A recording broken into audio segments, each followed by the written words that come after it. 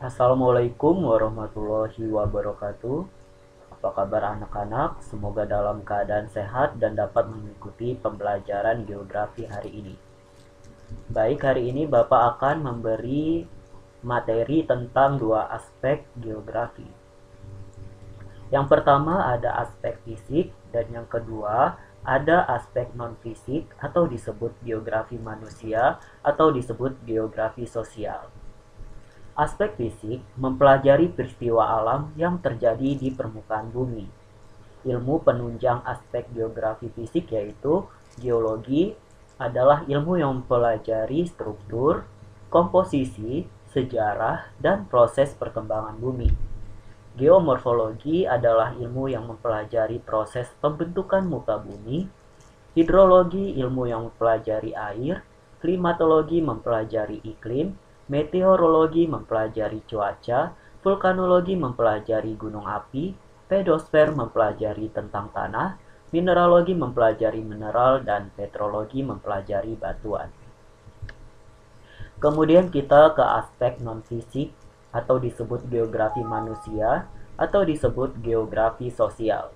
Merupakan aspek yang mempelajari interaksi manusia dengan alam dan segala aktivitasnya. Ilmu penunjang geografi sosial yaitu geografi ekonomi mempelajari kegiatan ekonomi penduduk di wilayah tertentu, demografi mempelajari penduduk secara statistik dan matematik melalui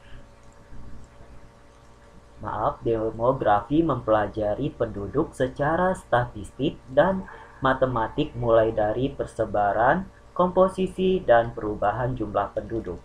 Antropologi mempelajari manusia dan kebudayaan, sosiologi mempelajari pergaulan manusia dalam bermasyarakat, dan geografi politik mempelajari politik suatu negara dan batas administrasi negara. Berikut adalah contoh aspek fisik dan contoh aspek non-fisik. Contoh aspek fisik seperti ledakan gunung api, gempa bumi, tornado, tsunami, kemarau, bencana alam yang terjadi secara alami tanpa campur tangan manusia.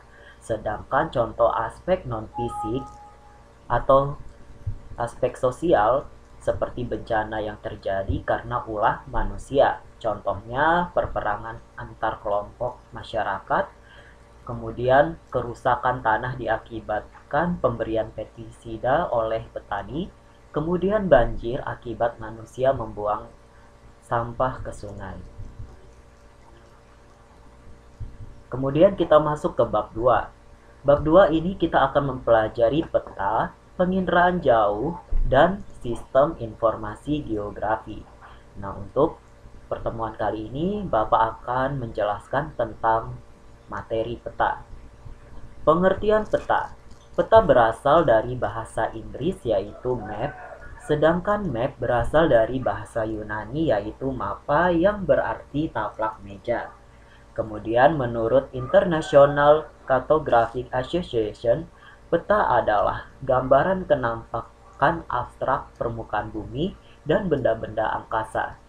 Secara umum, pengertian peta adalah gambaran permukaan bumi pada bidang datar yang diperkecil menggunakan skala melalui sistem proyeksi. Apa itu skala, apa itu proyeksi, nanti kita akan belajar di materi berikutnya.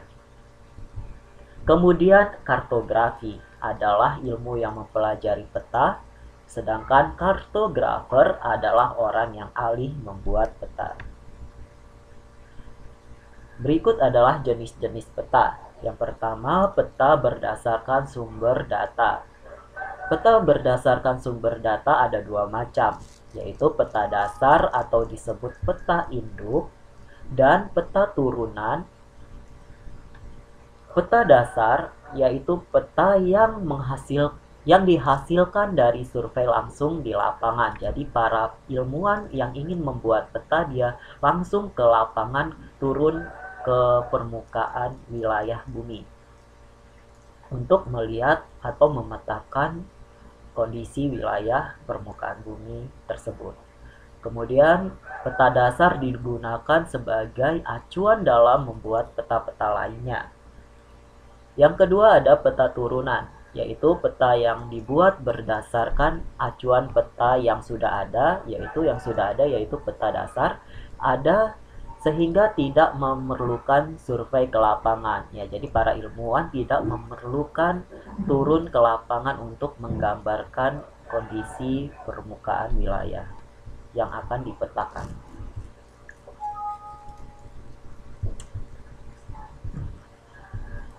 Kemudian peta berdasarkan isi peta yang ada dua macam. Yang pertama ada peta umum dan peta khusus atau disebut peta tematik. Peta umum adalah peta yang menggambarkan seluruh kenampakan permukaan bumi secara umum. Peta umum ada dua macam, yaitu peta topografi atau disebut peta rupa bumi, yaitu peta yang menggambarkan bentuk relief tinggi rendahnya permukaan bumi berdasarkan garis kontur. Garis kontur yaitu garis yang menghubungkan tempat-tempat yang mempunyai ketinggian yang sama. Nah, ini kalian bisa lihat garis kontur di peta kontur atau peta topografi. Sedangkan yang contoh kedua, peta umum yaitu peta chorografi atau disebut korografi, adalah peta yang menggambarkan wilayah yang luas di permukaan bumi. Contohnya peta dunia, negara, benua, dan provinsi. Kemudian peta khusus atau disebut peta tematik adalah peta yang menggambarkan permukaan bumi dalam tema tertentu. Contohnya peta kepadatan penduduk, peta curah hujan, peta persebaran hasil tambang, dan peta persebaran gunung api. Di sini Bapak hanya ada contoh peta persebaran gunung api. Nah, jadi sudah ada judul dengan tema khusus menggambarkan tentang persebaran gunung api. Jadi peta disebut peta khusus. Kemudian peta berdasarkan skala. Peta berdasarkan skala ada beberapa macam, yaitu peta kadaster memiliki skala antara 1:100 sampai 1:5000. Contohnya peta hak milik tanah. Nah, bagaimana gambar peta hak milik tanah kalian bisa lihat di internet. Kemudian peta skala besar memiliki skala antara 1:5001 sampai 1:250.000. Contohnya peta kabupaten dan peta kota.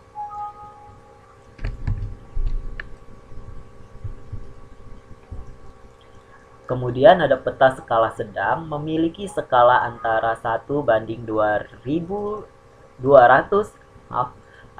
Peta skala sedang memiliki skala antara 1:250.001 sampai 1:500.000. Contohnya peta provinsi.